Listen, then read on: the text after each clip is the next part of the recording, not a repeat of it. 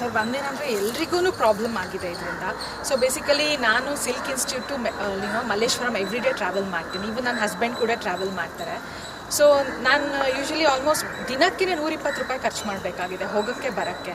So ಅಂದರೆ per month ನಮ್ಮ ಇಬ್ಬರಿಂದ ಇದು ₹6,000 ಬರೀ ಟ್ರಾವೆಲಿಂಗ್ ಎಕ್ಸ್ಪೆನ್ಸಸ್ ಆಗ್ತಿದೆ. ಸೊ ಇದು ನಾವು ಇಲ್ಲಿ ರೆಂಟು ಕಟ್ಕೊಂಡು ಪ್ಲಸ್ ಒಂದು ವಾಟರ್ ಬಿಲ್ ಇರ್ಬೋದು, ಇದನ್ನೆಲ್ಲ ನೋಡಿದ್ರೆ ಇಟ್ಸ್ ರಿಯಲಿ ತುಂಬ ಬರ್ಡನ್ ಆಗಿದೆ. ಯಾಕಂದರೆ ಬಸ್ ದರ, ಹಾಲಿನ ದರ, ನೀರಿನ ದರ, ಇದೀಗ ಮೆಟ್ರೋ ದರ ಎಲ್ಲವೂ ದರ ಆಗ್ತಿದೆ. ಬದುಕೋದು ಹೇಗಂತ ಸೊ ತುಂಬಾ ಕಷ್ಟ ಆಗಿದೆ ಸರ್. ಅದೇ ನಾವು ಹೇಳ್ತೇವೆ, ನಾವು ನಮಗೇನು ಲಕ್ಷಗಟ್ಟಲೆ ಸ್ಯಾಲ್ರಿ ಬರಲ್ಲ, ಬಟ್ ಬಂದಿದ್ರಲ್ಲಿ ಬರೀ ಇದಕ್ಕೆ ಅರ್ಧ ಸುರಿಯೋದಾಗಿದೆ. ಆ್ಯಂಡ್ ಮನೆಗೂ ನಾವು ನೋಡ್ಕೋಬೇಕು, ತಂದೆ ತಾಯಿನ ಎಲ್ಲದೂ ನೋಡ್ಕೋಬೇಕು ಅಂದರೆ it's really very tough situation. Madam ಏನು ಹೇಳ್ತಾರೆ ಸರ್ಕಾರಗಳಿಗೆ, ಏನಂತ ಹೇಳ್ತಾರೆ ಅಂತ ಅಧಿಕಾರಿಗಳಿಗೆ ಬಂದ ಸರ್? ಯಾಕಂದರೆ ಚುನಾವಣಾ ಪೂರ್ವದಲ್ಲಿ ನಾವು ಬಡವರ ಪರಾಗಿರ್ತೀವಿ, ದರ ಏರಿಕೆ ನಾವು ಹೋರಾಟ ಮಾಡ್ತೀವಿ ಅಂತ ಹೇಳ್ತಾರೆ. ಬಂದ ಮೇಲೆ ಆಸ್ ಇಟ್ ಈಸ್ ದರ ಏರಿಕೆ ಆಗ್ತಾ ಇರುತ್ತೆ, ಬಡವರು ಅಥವಾ ಖರ್ಚಾಗೇ ಆಗುತ್ತೆ. ಇಲ್ಲೊಂದು ಕಡೆ ಆಕ್ರೋಶ. ಸರ್ ಏನು ಮಾಡೋದು ಸರ್, ಬರೀ ಎಲೆಕ್ಷನ್ ಟೈಮಲ್ಲಿ ಮಾತ್ರ ಬರ್ತಾರೆ ಮತ ಕೊಡಿ ಅಂತ. ಬಟ್ ಅದೇ ಇವನ್ ಎಲೆಕ್ಷನ್ ಬಂದರೆ ರೋಡ್ಸ್ ಎಲ್ಲ ಸುಮ್ಮನೆ ಇಲ್ಲೋನೋ ಸರಿ ಇರೋ ರೋಡಿಗೂ ಟಾರ್ ಹಾಕಕ್ಕೆ ಬರ್ತಾರೆ. ಅದೇ ಒಂದು 2 ದಿನ ಬರುತ್ತೆ ಬಿಟ್ಟರೆ ಮತ್ತೆ ಎಲೆಕ್ಷನ್ ಮುಗಿದು ಒಂದು ವಾರ 2 ವಾರ ಒಂದು ಮಳೆ ಬಂದರೆ ಅದೆಲ್ಲ ಹೋಗುತ್ತೆ. ಸೊ ಏನು ಹೇಳೋಕ್ಕಾಗುತ್ತೆ ಸರಿ ಸರ್ಕಾರಕ್ಕೆ? ಇಷ್ಟು ಕರಪ್ಷನ್ ಇದೆ, ಇಟ್ ಕಾಂಟ್ ಡೂ ಎನಿ. ನಾವು ವಾಯ್ಸ್ ರೈಸ್ ಮಾಡಿಲ್ಲ ಅಂದರೆ ಐ ಥಿಂಕ್ ಏನೂ ಮಾಡೋಕ್ಕಾಗಲ್ಲ ಅನಿಸುತ್ತೆ. I mean everyone has to come forward and we have to fight for our rights. Madam, ನೀವು ಸುಮಾರು ಪ್ರತಿಭಟನೆಯಲ್ಲಿ ಭಾಗಿಯಾಗಿದ್ದರೆ, ಸರ್ಕಾರಕ್ಕೆ ಒತ್ತಾಯ ಮಾಡಿದರೆ ದರ ಏರಿಕೆ ವಿಚಾರವಾಗಿ ಸರ್ಕಾರಕ್ಕೆ, ಕೇಂದ್ರ ಮತ್ತು ರಾಜ್ಯ ಸರ್ಕಾರಕ್ಕೆ BMRC ಏನಂತ ಒತ್ತಾಯ ಮಾಡ್ತಾರೆ? ಏನಂದರೆ ಫಸ್ಟು ಮೆಟ್ರೋ ಪ್ರೈಸಸ್ನ ಅಫೋರ್ಡಬಲ್ ಆಗಿ ಮಾಡಬೇಕು. ಅದು ಅಫೋರ್ಡಬಲ್ ಮಾಡಿಲ್ಲ ಅಂದರೆ ಏನೆಲ್ಲ ಇಶ್ಯೂಸ್ ಇದೆ, ಪಬ್ಲಿಕ್ ಟ್ರಾನ್ಸ್ಪೋರ್ಟೇಷನ್ ಏನು ಬೇಕಿರೋದು ಟ್ರಾಫಿಕ್ ಕಂಟ್ರೋಲು, ಜನಗಳಿಗೆ ಈಸಿ ಆಗಲಿ ಅಂತ ಮಾಡಿರೋದು. ಬಟ್ ಅದು ಮಾಡಿಲ್ಲ ಅಂದರೆ ಟ್ರಾಫಿಕ್ ಜಾಸ್ತಿ ಆಗುತ್ತೆ. ಇವಾಗ ಆಲ್ರೆಡಿ ನೋಡ್ತೀವಿ, ಬೆಟರ್ ನಾವು ಬೈಕ್ ಸ್ಕೂಟರ್ ತೊಗೊಂಡು ಹೋದರೆ ಜಾಸ್ತಿ ದುಡ್ಡು ಸೇವ್ ಮಾಡ್ತೀವಿ ನಾವು ಇಲ್ಲಿ. ಸೊ ಆ ಥರ ಟ್ರಾಫಿಕ್ ಕಂಟ್ರೋಲ್ ಇದೆಲ್ಲ ಮಾಡಬೇಕಂದ್ರೆ ಕಡಿಮೆ ಮಾಡಲೇಬೇಕು. ಅದಕ್ಕಿಂತ ಜಾಸ್ತಿ ಜನಗಳಿಗೆ ಹೆಲ್ಪ್ ಆಗಬೇಕು. ಪಬ್ಲಿಕ್ ಟ್ರಾನ್ಸ್ಪೋರ್ಟ್ ಇರೋದು ಫಾರ್ ದ ಪೀಪಲ್. ಅದು ಆಗ್ತಿಲ್ಲ.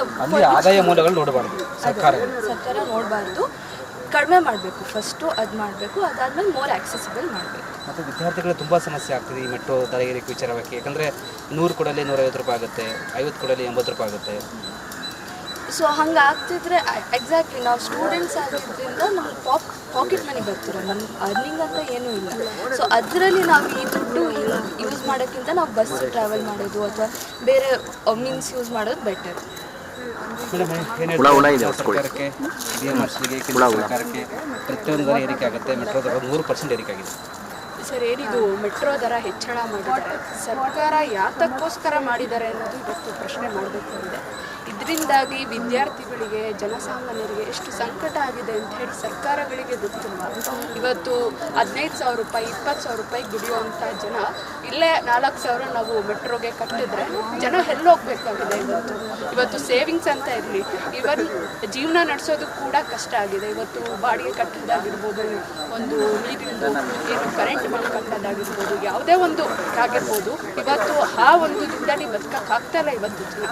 ಅದ್ರ ಮಧ್ಯದಲ್ಲಿ ಈ ಮೆಟ್ರೋ ದರ ಹೆಚ್ಚಳ ಮಾಡಿರುವಂಥದ್ದು ಜನಸಾಮಾನ್ಯರಿಗಂತೂ ಒಂದು ಹೊರೆ ಆಗಿರುವಂಥದ್ದು ಇವತ್ತು ಹೆಚ್ಚಾಗಿದೆ ಸರ್. ಅದರೊಳಗೂ ವಿದ್ಯಾರ್ಥಿಯರಿಗೆ, ಯಾಕೆಂದರೆ ಇವತ್ತು ಎಜುಕೇಷನ್ ಕೊಡೋದೇ ಕಷ್ಟ ಆಗಿದೆ. ಯಾಕೆಂದರೆ ಅಷ್ಟು ಫೀಸ್ಗಳು ರೈಸ್ ಆಗಿದೆ. ಇವತ್ತು ಕಳಿಸೋದು ಕೂಡ ಹೆಣ್ಮಕ್ಳು, ಎಕ್ಸಾಕ್ಟ್ಲಿ ಹೆಣ್ಮಕ್ಳನ್ನ ಹೊರಗಡೆ ಕಳಿಸೋದು ಅದು ಇಷ್ಟು ಈಸಿ ಅಲ್ಲ ಸರ್.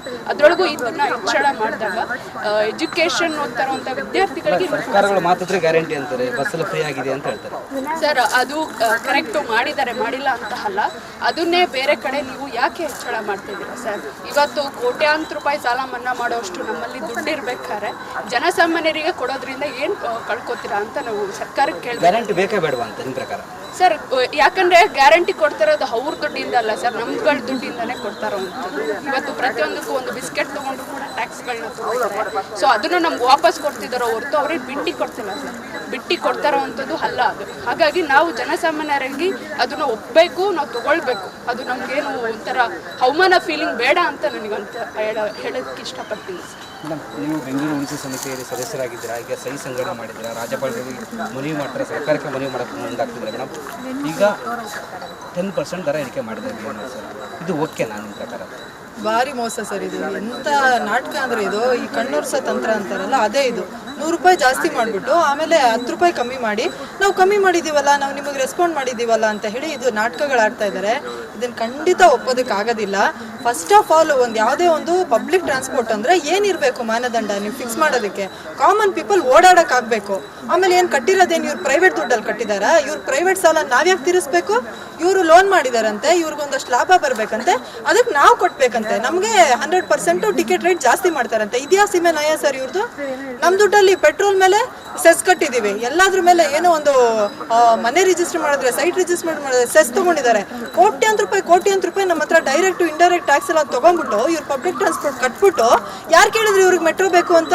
ರಿಂಗ್ ರೈಲ್ವೆ ಮಾಡ್ಬೋದಿತ್ತು, BMTC ಸಂಖ್ಯೆ ಜಾಸ್ತಿ ಮಾಡ್ಬೋದಿತ್ತು, BMTC ದುಡ್ಡು ಕಮ್ಮಿ ಮಾಡ್ಬೋದಿತ್ತು, ರೋಡ್ ಕನೆಕ್ಟಿವಿಟಿ ಚೆನ್ನಾಗಿ ಮಾಡ್ಬೋದಿತ್ತು, ಬೇರೆ ಸಿಂಪಲ್ ಆಗಿ ಏನು ಮಾಡ್ಬೋದಿತ್ತು. ಅದೆಲ್ಲ ಪಕ್ಕಕ್ಕೆ ಇಟ್ಬಿಟ್ರು. ಇವ್ರಿಗೆ ಬೇಕು ಪ್ರತಿಷ್ಠೆ, ಕರ್ನಾಟಕದಲ್ಲಿ ಬೆಂಗಳೂರಿನಲ್ಲಿ ಮೆಟ್ರೋ ಇದೆ ಅಂತ ಕೊಚ್ಕೊಳ್ಳೋದಕ್ಕೆ. ಅದಕ್ಕೆ ಅಂತೇಳಿ ನಮ್ಮನ್ನು ಒಪ್ಪಿಸ್ಬಿಟ್ರು. ಮೆಟ್ರೋ ಮಾಡ್ತೀವಿ, ನಾವೇನು ತುಂಬ ಜಾಸ್ತಿ ದುಡ್ಡಿಡಲ್ಲ, ಜನಸಾಮಾನ್ಯರಿಗೆ ಎಟ್ಕೋತಾರನೇ ನಾವು ದುಡ್ಡಿಡ್ತೀವಿ ಅಂತ ಹೇಳ್ಬಿಟ್ಟು ನಮ್ಮನ್ನೆಲ್ಲ ಒಪ್ಪಿಸ್ಬಿಟ್ಟು ಈಗ ಒಗ್ಗಿಸು ಬಿಟ್ಟಿದ್ದಾರೆ ಸರ್. ಇವಾಗ ನೋಡಿ, ಮಲ್ಲೇಶ್ವರಮಲ್ಲಿ ಇರೋರು ಎಲ್ಲ KR ಪುರಂಗೆ ಕೆಲ್ಸಕ್ಕೆ ಸೇರ್ಕೊಂಡಿದ್ದಾರೆ. ಯಾವ ಆಧಾರದ ಮೇಲೆ ಸೇರ್ಕೊಂಡಿದ್ದಾರೆ? ಮೆಟ್ರೋ ಇದೆ, ಹೋಗ್ಬರಕ್ಕಾಗತ್ತೆ, ಕನ್ವೀನಿಯನ್ಸ್ ಇದೆ ಅಂತ ಸೇರ್ಕೊಂಡಿದ್ದಾರೆ.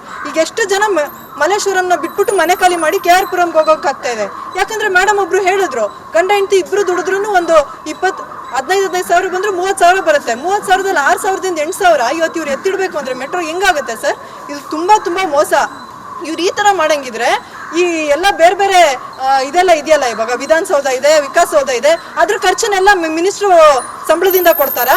ಆಗೋದಿಲ್ಲ. ಹಂಗಂದ್ರೆ ಮೆಟ್ರೋದು ಖರ್ಚು ಸಾಲನ ಯಾಕೆ ನಾವು ನಮ್ಮ ಜೇಬಿಂದ ಕೊಡಬೇಕು? ಖಂಡಿತ ಕೊಡಲ್ಲ ಸರ್. 100% ಫೇರ್ ಹೈಕ್ ಏನಾಗಿದೆ ಕಮ್ಮಿ ಆಗಬೇಕು. ಮುಂಚೆ ಇದ್ದಷ್ಟೇ ಆಗಬೇಕು, ಇಲ್ಲ ಅದಕ್ಕಿಂತ ಕಮ್ಮಿ ಆಗಬೇಕು. ಸಂಬಳ ಜಾಸ್ತಿ ಮಾಡ್ತಾ ಇಲ್ಲ ಸರ್, ಸಂಬಳ ಜಾಸ್ತಿ ಮಾಡ್ತಾ ಇಲ್ಲ. ಹಾಲು, ಅಕ್ಕಿ, ಬೇಳೆ, ತರಕಾರಿ ಎಲ್ಲ ಬೆಲೆ ಜಾಸ್ತಿ ಆಗುತ್ತೆ ಅಂದ್ರೆ ನಾವು ಹೆಂಗ್ ಬದುಕಬೇಕು? ಹುಷಾರ್ ತಪ್ಪಿದ್ರೆ ನಾವು ಈವನ್ ಮಿಡಲ್ ಕ್ಲಾಸ್, ನಾವೆಲ್ಲ ಗೆಸ್ಟ್ ಲೆಕ್ಚರರ್ಸು, ಟೀಚರ್ಸ್ ಇದೀವಿ. ನಮ್ಗಳ ಕೈಲೇನೆ ಪ್ರೈವೇಟ್ ಅಫೋರ್ಡ್ ಮಾಡಕ್ಕಲ್ಲ. ಗೌರ್ಮೆಂಟ್ ಬಿಟ್ರೆ ನಮ್ಗೆ ದಾರಿ ಇಲ್ಲ. ಚೂರು ಜಾಸ್ತಿ ಕಾಯಿಲೆ ಆಯ್ತು, ಒಂದು MRI ಮಾಡಿಸ್ಬೇಕು ಅಂದ್ರೆ 3 ತಿಂಗಳು ಪೋಸ್ಟ್ಪೋನ್ ಮಾಡ್ಕೋತೀವಿ, ನಾವು ಅಫೋರ್ಡ್ ಮಾಡಕ್ ಆಗೋದಿಲ್ಲ. ಈ ತರ ಬದುಕ್ತಾ ಇದೀವಿ. ತಿಂಗಳಿಗೆ 3,000 4,000 ಬಜೆಟ್ ಇನ್ಕ್ರೀಸ್ ಮಾಡಿದ್ರೆ ಹೆಂಗೆ ಅಫೋರ್ಡ್ ಮಾಡೋಕ್ಕಾಗುತ್ತೆ ಸರ್? ಇವ್ರಿಗೆ ಇಷ್ಟು ತಲೆ ಇಲ್ವಾ ಸರ್ ಇವ್ರಿಗೆ? ಅಲ್ಲ, ಮತ್ತೆ ರಾಜಕಾರಣ ಶುರುವಾಗಿದೆ. ಕೇಂದ್ರ ಸರ್ಕಾರ ಮಾಡಿದ್ದು ಒಬ್ರು ಹೇಳ್ತಾರೆ, ಇಲ್ಲ ರಾಜ್ಯ ಸರ್ಕಾರ ಮಾಡಿದ್ದು ಒಬ್ರು ಹೇಳ್ತಾರೆ. ಜನಸಾಮಾನ್ಯರು ಮಾತ್ರ ಹೊರೆ ಆಗ್ತಿದೆ. ಇದು ಹೆಂಗೆ ಅಂದ್ರೆ ಸರ್, ನಾನು ಸತ್ತಂಗ್ ಮಾಡ್ತೀನಿ, ನೀನು ಹತ್ತಂಗ್ ಮಾಡು ಅಂತ ಅಷ್ಟೇ, ಇನ್ನೇನು ಇಲ್ಲ. ಇದು ಕೇಂದ್ರ ಸರ್ಕಾರ ರಾಜ್ಯ ಸರ್ಕಾರ ನಮ್ಗೆ ಗೊತ್ತಿಲ್ವಾ? ಮೇನ್ ಇನಿಷಿಯೇಟಿವ್ ಇರೋದು ಕೇಂದ್ರ ಸರ್ಕಾರದ್ದು, ದೊಡ್ಡ ಜವಾಬ್ದಾರಿ ಇರೋದು ಕೇಂದ್ರ ಸರ್ಕಾರದ್ದು. ಅದು ರಾಜ್ಯ ಸರ್ಕಾರ ನೀವು ಒಂದು ಭಾಗ ವಹಿಸಿ ಜವಾಬ್ದಾರಿ ತಗೊಳ್ಳಿ ಅಂತ ಹೇಳಿ ಒಂದು ಅಂಡರ್ಸ್ಟ್ಯಾಂಡಿಂಗ್ ಬಂದು ಸ್ಟಾರ್ಟ್ ಮಾಡಿದ್ದಾರೆ. ಇಬ್ರದ್ದು ಜವಾಬ್ದಾರಿ ಇದೆ. ಈಗ ರಾಜ್ಯ ಸರ್ಕಾರದವ್ರು ಹೇಳ್ತಾರಲ್ಲ, ನಾವಲ್ಲ ಕೇಂದ್ರ ಸರ್ಕಾರ ಅಂತ. ಆಯ್ತು, ಹಂಗಂದ್ರೆ ನೀವು ಜನಪರವಾಗಿದ್ರೆ ಬನ್ನಿ, ನಾವು ಪ್ರೊಟೆಸ್ಟ್ ಮಾಡ್ತಾ ಇದ್ದೀವಿ, ನಮ್ಮ ಜೊತೆ ಸೇರ್ಕೊಳ್ಳಿ. ಮಾನ್ಯ CM ಬನ್ನಿ, ಇಲ್ಲಿ ಏನು ಕರ್ನಾಟಕ ಗೌರ್ಮೆಂಟ್ ಇದ್ದೀರಾ ಬನ್ನಿ, ಜನಸಾಮಾನ್ಯರ ಪರವಾಗಿ ನಿಂತ್ಕೊಂಡು ಸೆಂಟ್ರಲ್ ಗೌರ್ಮೆಂಟ್ ಪ್ರಶ್ನೆ ಮಾಡಿ. ನಿಮಗೆ ಇಷ್ಟ ಇಲ್ಲದೆ ಇರೋ ಪಾಲಿಸಿಗಳನ್ನ ಸೆಂಟ್ರಲ್ ಗೌರ್ಮೆಂಟ್ ತಂದ್ರೆ ಒಪ್ಕೊಂಡ್ಬಿಡ್ತೀರಾ? ಧಿಕ್ಕರಿಸ್ತೀರಾ? ಸೆಷನಲ್ಲಿ ರೈಸ್ ಮಾಡ್ತೀರಾ? ಪ್ರೊಟೆಸ್ಟ್ ಮಾಡ್ತೀರಾ? ಮೊನ್ನೆ ನೋಡಿ ಕಾನ್ಕ್ಲೇವ್ ಮಾಡಿದ್ದಾರೆ, UGC ರೆಗ್ಯುಲೇಷನ್ ಒಪ್ಪಲ್ಲ ಅಂತ ಹೇಳಿ. ಮಾಡ್ತೀರಾ ಅಲ್ವಾ? ಹಾಗಂದ್ರೆ ಇದನ್ನ ಯಾಕೆ ಒಪ್ಕೋತಾ ಇದ್ದೀರಾ? ಸುಮ್ಮನೆ ನಾಟಕಗಳು ಮಾಡಬೇಡಿ. ಇಬ್ರು ಕೈ ಜೋಡಿಸಿದ್ದೀರಾ. ಅದರಲ್ಲೂ BMRCL ದೊಡ್ಡ ಅದ್ರದ್ದು ನಾಟಕ ನಡೀತಾ ಇದೆ. ಅಷ್ಟು ಓದ್ಕೊಂಡಿರೋ IPS IAS ಲೆವೆಲಲ್ಲಿ ಇರೋರು ಇದ್ದೀರಾ. ಬಟ್ ಎಂತ ಕನ್ನಿಂಗ್ ಮೂವ್ ಮಾಡ್ತಾ ಇದ್ದಾರೆ ನೋಡಿ ಎಲ್ಲ ಸೇರ್ಕೊಂಡು ಅಂತ. ಫಸ್ಟ್ ಆಫ್ ಆಲ್ ಮಾನದಂಡನೇ ತಪ್ಪಲ್ಲ ಸರ್. ನಮ್ಗೆ ಎಟ್ಕೋತರ ಇಡಬೇಕು. ಇವ್ರು ಸಾಲ ತೀರ್ಸಕ್ ಮುಂದೆ 10 ವರ್ಷಕ್ಕೆ ಏನು ಲಾಭ ಆಗ್ಬೇಕು ಅಂತ ಲೆಕ್ಕ ಹಾಕ್ಬಿಟ್ಟು ಇವ್ರು ಇವಾಗಿಟ್ರೆ ನಾವೆಲ್ಲಿ ಬದುಕೋಣ? ನಮ್ಮ ತಟ್ಟೆಯಿಂದ ಅನ್ನ ಕಿತ್ಕೊಂಡು ಇವ್ರು ಮುಂದೆ ಭವನ ಕಟ್ಟೋದಕ್ಕೆ ಇವತ್ತು ರೆಡಿ ಮಾಡ್ಕೋತಾ ಇದ್ದಾರೆ. ಮತ್ತೆ ಈ BMRC ಅಧಿಕಾರಿಗಳು ಸಂಬಳ ಜಾಸ್ತಿ ಮಾಡ್ಕೊಂಡಿದ್ದಾರೆ 3 ಪಟ್ಟು ಸರ್. ಇಲ್ಲೇನೆ ನೋಡಿ, ಅವ್ರು ಕಲಾವತಿ ಮೇಡಮ್ ಅಂತ ಇದ್ದಾರೆ, ಮುಂಚೆ ಮೆಟ್ರೋಲ್ ವರ್ಕ್ ಮಾಡ್ತಾ ಇದ್ರು. ಅವರು ಇವಾಗ ಸ್ಕೂಲ್ ಟೀಚರಾಗಿ ವರ್ಕ್ ಮಾಡಿ ಬರ್ತಾ ಇರ್ತಾರೆ. ಹಲವಾರು ಜನ ಸಾಮಾನ್ಯ ಎಂಪ್ಲಾಯೀಸ್ ಯಾರಿದಾರಲ್ಲ, ಅವ್ರದ್ದು 1 ರೂಪಾಯಿ ಸಂಬಳ ಜಾಸ್ತಿ ಮಾಡಿಲ್ಲ. ಆದರೆ ಅನ್ನೆಸೆಸರಿ ಪೋಸ್ಟ್ಗಳನ್ನ ಕ್ರಿಯೇಟ್ ಮಾಡಿ ಒಂದಷ್ಟು ಜನ ಅಪಾಯಿಂಟ್ ಮಾಡ್ಕೊಂಡಿದ್ದಾರೆ. 1,1.5 ಲಕ್ಷ ಯೂಸ್ಲೆಸ್ ಸರ್. ಖರ್ಚು ಕಮ್ಮಿ ಮಾಡಲಿ ಅವರು, ಎಷ್ಟು ಕಡೆ ಕಮ್ಮಿ ಮಾಡ್ಬೋದು. ಅಲ್ಲಿ ಪಾಪ ಸೆಕ್ಯೂರಿಟಿ ಗಾರ್ಡ್ಗೆ, ಟಿಕೆಟ್ ಕೊಡೋರಿಗೆ, ಇವ್ರುಗಳಿಗೆ ಸಂಬಳ ಜಾಸ್ತಿ ಮಾಡೋದಿಲ್ಲ. ಪಾಪ ಅವರು ಮೆಟ್ರೋದಲ್ಲಿ ಓಡಾಡ್ತಾರೆ. ಇವಾಗ ಅವ್ರಿಗೆ ಸಂಬಳ ಕಮ್ಮಿ, ಖರ್ಚು ಜಾಸ್ತಿ ಆಗಿದೆ. ಇವಾಗ ಈ ಹೈ ಅಫಿಷಿಯಲ್ಸು ಅನ್ನೆಸೆಸರಿ ಖರ್ಚುಗಳು ಸಂಬಳ ಜಾಸ್ತಿ ಮಾಡ್ಕೊಂಡು ನಾಚಿಕೆ ಆಗಲ್ಲ ಸರ್ ಇವ್ರಿಗೆ ಈ ಥರ ಮಾಡ್ಕೊಳ್ಳೋಕ್ಕೆ? ಗ್ಯಾರಂಟಿ ಬೇಕಾ ಬೇಡವಾ ಅಂತ ನಿಮ್ಮ ಪ್ರಕಾರ? ಯಾಕಂದ್ರೆ ಸರ್ಕಾರ ಮಾತಿದ್ರೆ ಗ್ಯಾರಂಟಿ ಅಂತ ಹೇಳುತ್ತೆ, ಮತ್ತೊಂದು ಕಡೆ ದರ ಏರಿಕೆ ಮಾಡುತ್ತೆ. ಅದೇ ಸರ್, ಇವರು ಗ್ಯಾರಂಟಿ ಕೊಡೋದು ಇವರೇನು ಅವ್ರ ಜೇಬಿಂದ ಕೊಡಲ್ಲ.